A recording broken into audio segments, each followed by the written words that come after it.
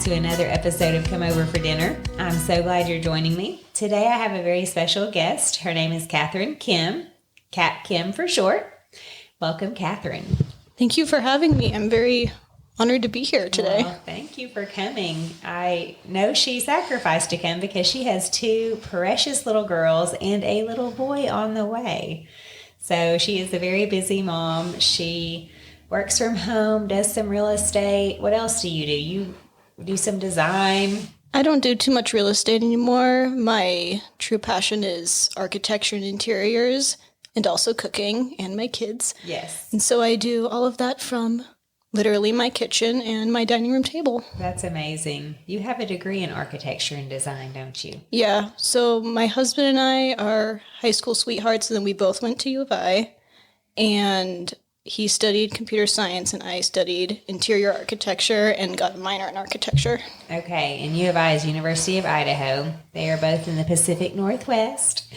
So tell us a little bit about hosting with small children. A lot of times when people are very busy with tiny little ones, it can seem overwhelming to invite someone into that because there's always a mess or always just, it's just life is always happening. Yeah, I've actually noticed that inviting other people who also have small children, for me at least, really mitigates the amount of stress. Because we're all in the same boat. Yes. We all of us, we have great. The kitchen or the pretend kitchen food on the living room floor, or the teddy bear on the couch, or like the laundry on the other chair, or whatever else. We're all in the same boat. Mm-hmm. And so obviously we do like pick up and such beforehand, especially your bathroom. Right. So always clean up the bathroom. Always make sure the bathroom has a quick wipe down. Yeah. But if you're all in the same boat together, everyone's more comfortable. You're not putting on a fake, here's my perfect Instagram life. Mm-hmm. It's just come over, enjoy some food, some fellowship, and our kids can play. Yes. Well, I do know from personal experience, because we are neighbors, that she hosts all the time. There are little kids running around and mom's upstairs and just having a great time visiting. It's so encouraging to see that, because you haven't decided, well, I'm going to wait on hospitality, or I just can't do it. My house isn't perfect. It's not clean enough, or whatever. Like you say, you just open the door and say, come and fellowship and have some food. And then the moms who are eager for that aren't having to wait so long, feeling isolated at home. So that's wonderful. Well, tell us a little bit about what kind of hospitality you do with young families. So mostly when it's the family with the mom and the dad and all the kids, we do dinner in the evenings. But sometimes I also do like little toddler events. I haven't done one since Christmas, but those are really fun, and the kids always have a great time. And it's inevitably messy and crazy. And you know what? That's part of the fun of it. For sure. What kind of activities do you do during toddler events? So I've done Christmas cookie decorating. I'm still finding sprinkles under. I'm still finding tiny sprinkles in random places. Glitter? Did you allow glitter? Oh no, just the tiny sprinkles. That was enough. And last year we did an Easter egg hunt, which was super fun. And I would love to do one again this year, but due to weather and such, we might have to put that off for a little bit. Well, and another time, I guess this wasn't for toddlers, it was for the parents of toddlers, but another time, one thing that you did that I thought was just really genius was she hosted a party at her home and turned the dining room table into a huge charcuterie board.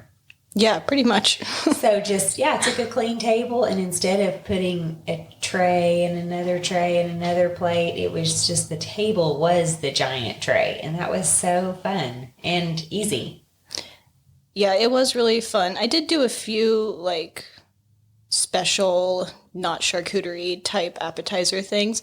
But for the most part, I just plop stuff on the table and let the sort of fun, classy, aesthetic messiness happen. And it worked out really well. Yeah. So all kinds of ways to host and just open your doors and tell people to come on over. So So, what is a favorite menu you might choose to serve when you're having people over for dinner?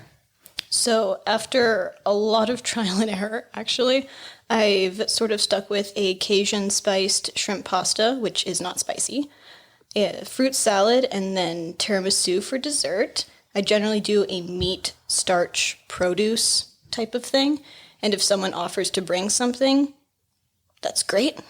And sometimes I just do the two things in the dessert, and that works out really well too because it's really filling. Right. So when you think about tiny kids coming over, I mean, most time I wouldn't think. Did you say what was the name of yours again?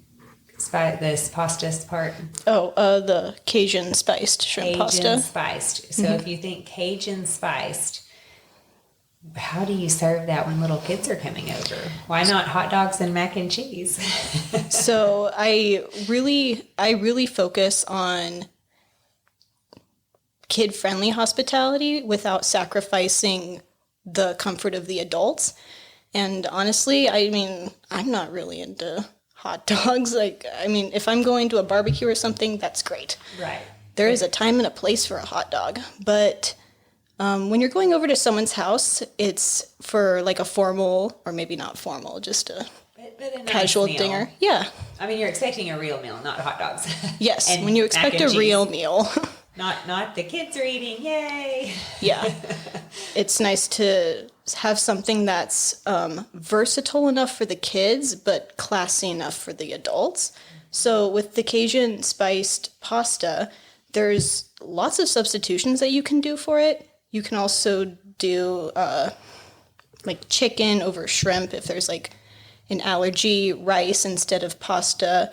And you can also use full fat coconut milk instead of heavy cream. And To make it dairy free. Yeah. That'd be a great idea.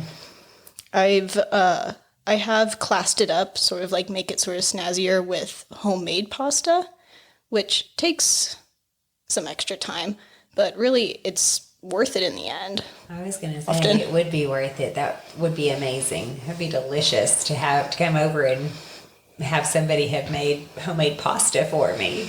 Yeah, It'd be a treat. it's very filling, so you don't end up making like as much as you think you will, and everyone's all filled up at the end. And I mean, pasta's pretty kid friendly. It's very approachable. I would think kids would eat pasta, even if they picked it some of the other things. They would. Most kids like pasta. Yeah. I've never had a child dislike the dish unless I used the wrong paprika. So in the dish, you mix together a few spices, and it's super important to use sweet paprika rather than like normal hot paprika. Okay. Does the jar say sweet on it? Yeah, it's usually pretty labeled that specific. way? I made the mistake of buying Hungarian hot one time. Man, I felt so bad for the little kids. Like, In that instance, That was a it really mistake. wasn't kid friendly. yeah, in that case it was not, but every other time when you use the right paprika, it's been a big hit. I'm gonna have to try that. That sounds delicious. And then you mentioned, what were the other parts of your menu? You mentioned some fruit and tiramisu. Yeah, so I also always do a fruit salad. You know, fruit salad's extremely kid-friendly. Just shop seasonally and go light on the dressing. And most times I'll often just put just a big bowl of strawberries with the tops cut off of them on the table, no matter what the salad is. And it's always a huge hit with the kids. Yeah, any kid I think would maybe fill up on those. Mom would have to say, well, you have to eat your main dish as well. You can't just have the strawberries. Most kids love fruit. Yeah. And then do you have a favorite recipe for tiramisu? I do. So I always had, I always liked tiramisu, and the reason I do it in the first place is because when you're prepping like to have people over, dessert is probably what takes the longest, no matter what it is. So do you make this ahead of time? Yeah. So the reason I do tiramisu is because the recipe itself forces you to make it ahead of time. You just make it the day before. Let it sit in your fridge, and then it's done. You don't have to worry about it the next day. That is nice because then you have all those dishes out of the way. And all exactly. you have to focus on is your pasta dish. Can you make that ahead of time too, or not? I mean, the pasta probably has to be cooked right before you serve. Yeah, that one you do have to time a little bit differently, but the sauce itself, what you can make it and then just put it on low for a while, and it'll thicken and be super delicious. I also serve the pasta and the sauce in separate bowls, so that, if parents don't want their kid to put, too much sauce in it, they can determine how much their kid can handle. Mm-hmm. That's a good idea because not everybody, maybe there are kids who would have an aversion to the sauce and they could just eat the pasta. Yeah. So that's a good tip. Yeah, so like I said, the whole meal, it's versatile enough for kids because all kids like fruit salad and such, but it is classy enough for the adults. I've actually, since it's my go-to recipe, I happened to invite the same family twice, and I was like, oh, this is my go-to menu. I should probably ask her hey, should I make this again, or should I try something else? And she was like, no, you should make it again. It was so good. And then invite us over again. Yeah. And make it again. The recipe like that is just a family favorite. It's okay to have it every week or every other week. Yeah, in fact, I'm actually making it tonight with chicken. Okay. That you just better send that happened. recipe pretty soon. I will. Now I'm craving it. I actually, it just happened that way. I was just meal planning, and then I realized, I'm talking about that recipe today. What is your best prep tip when you're inviting families over? How do you prepare? So whatever task or tasks you can do ahead of time that can just sit, do them. For example, the tiramisu, it forces you to make it ahead of time, and then it sits in the fridge, and it just gets better. Another example would be setting the table. You don't have to worry about the table, food gets burned, nothing bad is going to happen to the table while it's set. Or prepping the salad, you cut up the salad, fruit, the toppings and such, put it all with the greens, and then toss it in the fridge, and then dress it right before you serve it. Mm-hmm. So just anything that can be done ahead of time that won't be affected by just sitting there in the fridge, just do it. Just do it. Get it done the day before. So where do you look for cooking inspiration? Do you go back to the same recipes over and over? Do you try new things? What do you do when you're... A little bit of both. So I used to teach cooking classes at Ampersand, Ampersand is a downtown boutique gourmet cooking store, and they have the most amazing cookbooks. And when I was working there, so I just had these cookbooks to look at. And that's fun. Yeah. That would be inspirational. And did you pick recipes out of there to cook for your cooking classes? I mean, was that the idea that they would be straight from these cookbooks at the store? Yes, it could be. You could do a cooking class based on a cookbook, but mostly they had different themes. You could do a night of Italian food or bacon, where all the recipes had bacon in them, and all sorts of other things. But I would flip through those specialty amazing cookbooks and then draw inspiration from there, and then make a recipe and go from there. And then do a cooking class. How fun. How many did you teach? Oh dear. More than you can count? More than I can count, yeah. I have every single recipe that I ever made saved on my computer, and I have saved it with the month that I cooked it. And so if I'm we're in April, what did I do for an April cooking class back in 2021? I just look through what I did in April, because I was cooking seasonally and stuff, and it worked very well. So that's a great collection to have, and a fun way to organize recipes as well. It's, if you are cooking seasonal and using seasonal fruits and vegetables, then you can think, like you said, it's April. What do I want to cook right now in April? I'm done with all the winter dishes. So tell me a little bit more about these cooking classes. Did people come to to learn techniques, to learn how to use some of the oils and vinegars that were sold there? What was the point of them coming to cooking class? Yeah, it exactly what you said, to learn techniques, to learn something new.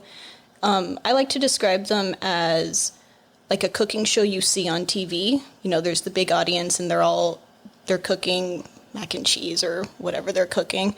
But that big audience, they don't get to eat it. That's true. But at the cooking class, I'm cooking, you know, Hawaiian food or whatever, and then you get to eat it. Oh, I cook it right there for you, and then you eat it. Yeah. So did you learn how to cook on your own, or did you learn how to cook from your mom, or how did you learn such fabulous cooking skills that you were teaching cooking classes? So from my mom, I learned a lot about meat. We grew up on a farm, and we named all of the cows and all the pigs that we butchered were named. And so at the dinner table, we'd be like, "Oh, who's this? Oh, this is Scarlet." No. Yeah. Was that traumatizing, or did you learn? It was traumatizing once when it was my favorite cow that we were eating, but I got over it real quick. Right. I guess if you grow up on a farm and that's where your food comes from, you know, in grocery stores, kids nowadays are often a little more removed. I mean, sometimes there's plenty of kids that still grow up on farms, but, you know, they're more removed from it. So, oh yeah. But if you live on a farm, you better get used to the chicken that you just fed being on the dinner table, or, you know, like you said, the cow or the pig or whatever it is. Oh yeah. We, it was a very interesting way to, like, learn to not get too attached to the cow because she's going to be hamburgers next month. Yeah, I learned a lot, but yeah, I learned a lot about meats and cuts of meat, even like cooking lamb and stuff like that from my mom. And then more ethnic, unique foods I learned when I worked at Ampersand. The owner over there, she is an amazing cook, and she knows all about the different types of cuisines around the world, and I learned a lot from her. Oh, that's really fun. So did she teach y'all so that you could do those things in cooking classes? Like, did she kind of have a cooking class with the employees?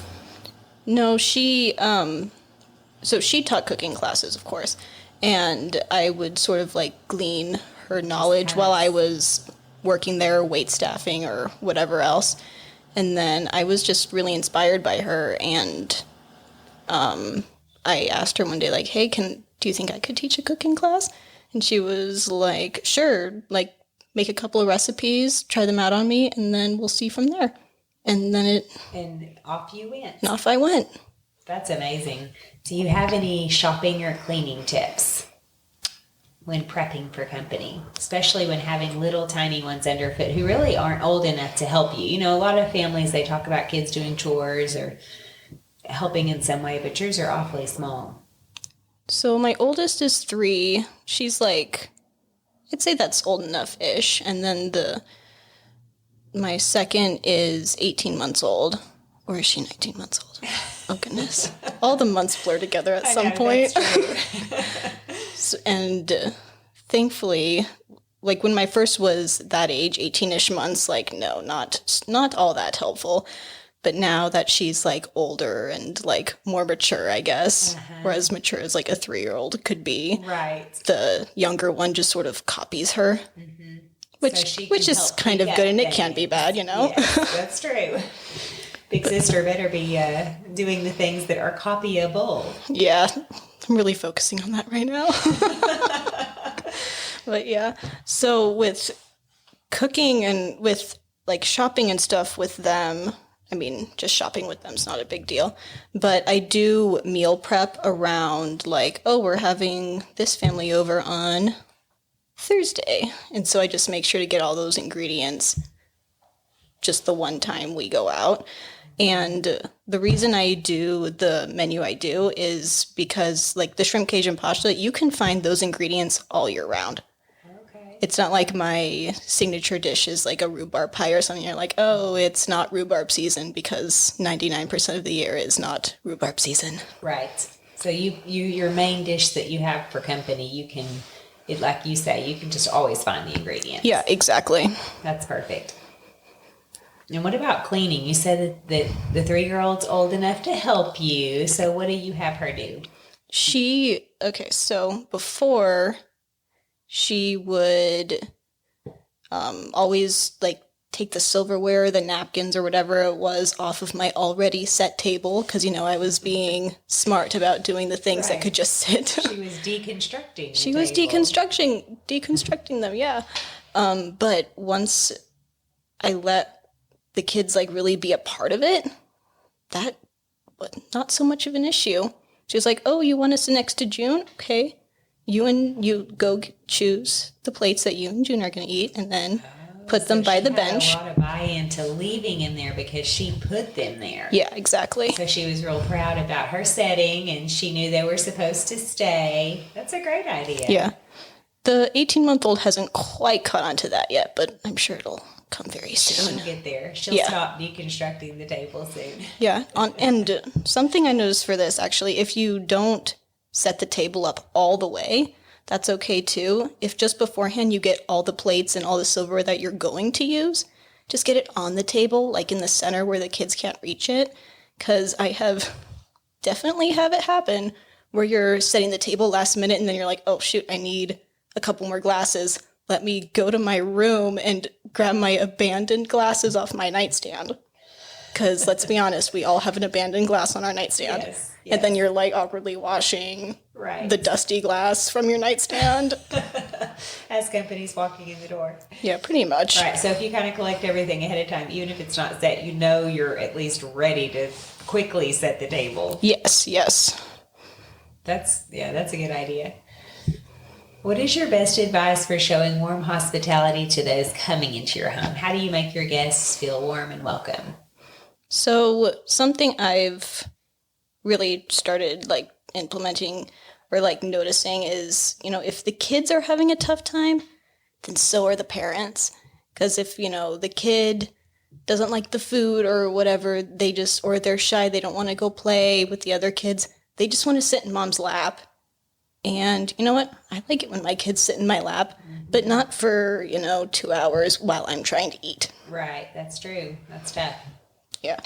So making a conscious effort to make the children comfortable. Mm-hmm. And so that they're not having meltdowns, they're having a great time. Yeah. And like I said earlier, like, if everyone's all in the same boat, like all of us have, a 12 to 18-month-old kid, like we get it. Right. We know how it goes sometimes. How do you handle meltdowns? If a kid is throwing a fit, like I know sometimes that's what makes young moms so nervous about either going to someone's home, because child raising honestly is happening for years and years and years. There's always going to be moments where a child becomes disobedient. Or if you're the hostess and a child's there and you can tell the mom is struggling and maybe embarrassed or needs to take care of a child. How do you handle that? Get them to go find a favorite thing. Yes. It's like the foot book and kind of redirect their attention, redirect them away from feeling sorry for themselves and whatever it was, whether it was the food or the redirecting them towards something they like. Like the foot book is just what I've been reading constantly. Yes. And so that's what comes to my mind. Yes, I read that and you know what? So many times. All other kids like the foot book too. Yes. You know what? It's not just my kids that are really into it. Yeah. The foot book, Cat in the Hat, all the Dr. Seuss. Yeah, so all those like kid books. Having kids over, do you have a stash in your living room of books and toys, or how do you keep prepared to entertain children, to have them have a good time? So our living room is currently the playroom. We don't have a downstairs playroom, and so the toys just sort of live there. And sometimes I'm like, look, I see the foot book on the shelf. You and so should go find it, or it's a treasure hunt. Or it's a treasure hunt, or find it. Or like the little play kitchen. It's like, some little kid, we have a fun play kitchen. You should go over there and make soup. Well, and new toys are fascinating. Oh yeah, because it's not what they have at home. So how fun is that? Yeah. So Okay. I have a couple of examples. So if kids have never been to your home before, they're very likely going to just want to stick with mom and dad where they feel comfortable, and they'll warm up and eventually want to go play somewhere else. And if you have like a designated playroom or play area that's downstairs away from the dining room, living room where the adults are, I recommend just bringing some of those toys upstairs so that the kids are just more comfortable and they can see mom and dad like right there. And mom and dad can see them, because a lot of times they do want to keep an eye on them. They don't want them way off somewhere where they don't know what's happening, or Oh yeah. Or if they're having an issue, especially if they're smaller, like if they're potty training, or Oh yeah. or just having trouble getting along with their siblings, or whatever it is that they're working on. They probably want to make sure that everything's going okay with their kids. Yeah, I had someone ask me if that was like enabling like the kids to just stay in their comfort zone. I don't see it as enabling. I see it as like a true courtesy both to the kids and the parents. When the kids are offered something familiar or fun in an unfamiliar place, it won't take them long to go venturing to the playroom where the other kids are, like for more exciting things to do. And again, that's just keeping the kids comfortable, and then again, by extension, the parents. Because if the kid just wants to sit in mama's lap the whole time because they don't want to go downstairs where the toys are. Because it's too far away and scary, because Exactly. I can't see mom and don't remember how to get back to her. Oh yeah, for sure. Just bring some toys up and they can play on the floor next to the dining table. Yes. Like, especially if this is like a special rule or something in your house, I recommend just breaking this small rule, bring some toys into the dining room. They can go back into the playroom later. Yes. It'll make a big difference for your guests, I promise. Yes. However you can help mom and dad to actually have a fun evening. Yeah. Not just, especially moms and dads of really small ones. It can be a hard time, and it's really fun to be able to get out and visit with friends, and you definitely want them to enjoy it. Yeah. Another example I have is just to have an extra booster seat, or if you don't have kids but you're having a young family over, maybe call them or text them ahead of time and say, hey, I don't have a booster seat, so if you think your kid will need one, I recommend bringing it. It's a great tip. We found one like at Goodwill or something. They're super easy to find secondhand. And we just have an extra one that we pull out of the closet when small kids come over, because if they don't have a booster seat, then they're either like sitting on mom's lap or they're standing on their chair, and Neither are a very good option. neither are a very good option. So it's so If they much can have easier. their own little spot.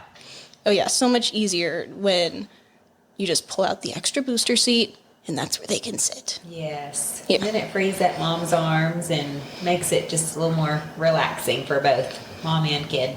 Yeah. And one last thing, which maybe goes without saying, but just like kid-friendly plates and utensils. Just pull out the plastic ones. It's okay. It doesn't all need to be like perfect and beautiful and aesthetic. Little cups. Oh, yeah. I mean, you mentioned utensils. Cups. Oh, my word. Yeah. Oh, yeah. You set out a nice fancy glass in front of a toddler, and it's your...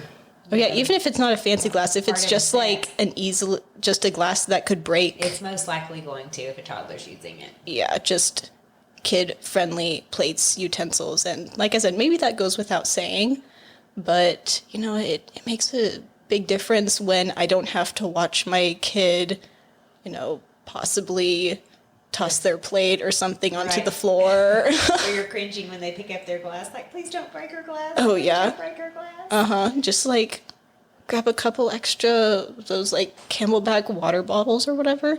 The table does not need to be gorgeous when you Right. have kids like over for dinner. Just comfort for the kids, familiar plates and such. It makes a huge difference for the parents, because then we don't have to worry about them using an adult-sized fork Yes. or whatever. So much easier if you just have little kid utensils. Well, and parents may think, I'll bring my kid's sippy cup. That'll make it easier. And then as they're rushing out the door, and driving to the house, they realize, oh, I forgot the sippy cup.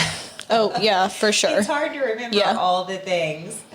Yeah. So it may be that they maybe even meant to have some silverware or something like that, but that's a really hard thing for a parent of young ones to have to remember. So it's good when they don't. Yeah, just focusing the meal around, like, the kids being able to, or, you know, depending on the age, the kids can do it themselves with not quite so much supervision. Yes. It- and then they feel yeah. big too. I mean, kids love to feel independence. Oh, yeah.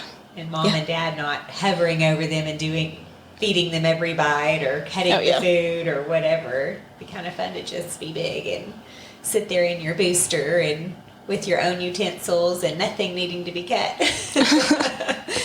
They feel like they're just an honored guest.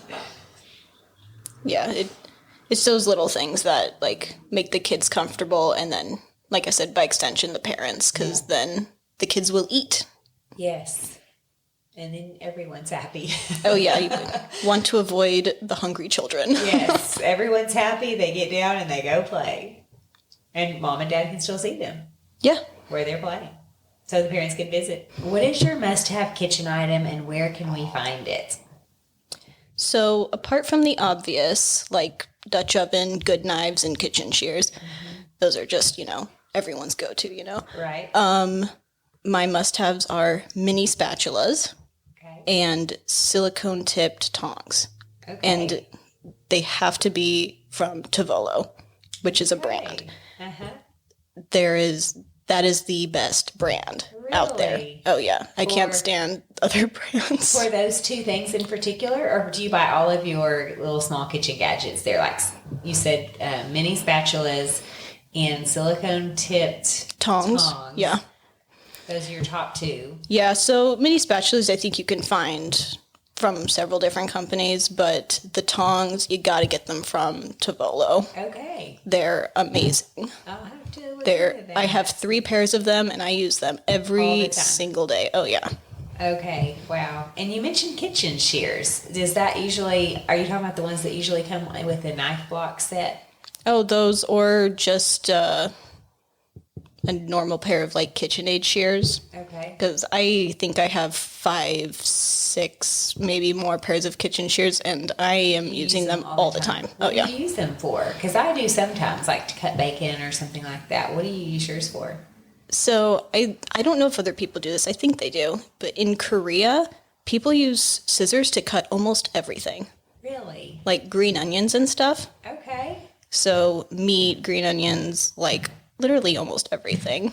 They cut with scissors. And so I've just sort of, I guess, kind of adopted that little tradition that Koreans use from my husband. Her husband is from Korea. So you have a funny story for us about hospitality. Has anything happened when you have people over that you can share that would inspire other people to just keep it on? There's little, like, funny things that happen that have brought me to, like, the menu I have today. Like, why do I do shrimp and pasta instead of, like, a classy hunk of meat? And the answer to that is very simple. Classy hunks of meat require cutting. Oh. And, you know, when you're, like, there's nothing wrong with cutting, but when you're cutting meat for your little kid, and then you give it to them, and then they eat it so fast that you don't even get to, like, get a bite of it yourself. Right. And then your meat gets cold, and then, like, they're wanting more, but then the other kid needs their meat cut. It's just so much easier to do shrimp and pasta because the amount of cutting effort is 0. So you thinking about your little kids and other little kids coming over, it's actually nice for parents to not have to cut anything. That's a great idea. Yeah, that's just like one of the things where, like, you're putting focus on the child, like their comfort, and it also just sort of translates to the parents' comfort. And yeah, it just sort of works out that way. Mm-hmm. I have heard people that do meat cut ahead of time, you know, like, or that can be a way, like they pre-chop meat and have a bowl of pre-chop meat, which is also genius because I never did that with my kids growing up. I was always chopping, you know, and I had 5 tiny kids. So that's a good idea, but keeping it all warm too would be a little tricky.